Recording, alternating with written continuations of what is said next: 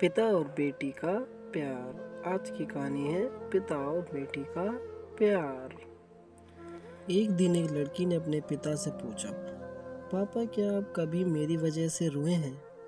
उसके ऐसा पूछने का कारण ये था कि उसने कभी भी अपने पिता को रोते हुए नहीं देखा था।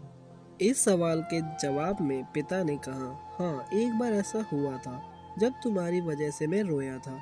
यह सुनकर लड़की उस बात को जानने के लिए उत्सुक हो गई कि आखिर यह क्या बात थी जिसने उसके पिता को रुला दिया था। इस उत्सुकता को शांत करने के लिए पिता यह किस्सा सुनाने लगा। बात उस समय की है जब तुम 1 साल की थी। एक दिन मैंने तुम्हारे सामने 3 चीजें रखी, एक पेन, एक सिक्का और एक खिलौना। मैं ये जानना चाहता था कि तुम इन चीजों में से क्या उठाओगे। उनमें पेन बुद्धिमती का प्रतीक था, सिक्का धन का और खिलौना मनोरंजन का प्रतीक था। मैं ये सब बस एक जिज्ञासा के कारण कर रहा था। मेरे लिए ये जानना बहुत रोचक था कि मेरी बेटी के लिए आगे जाकर क्या सबसे अधिक मायने रखेगा।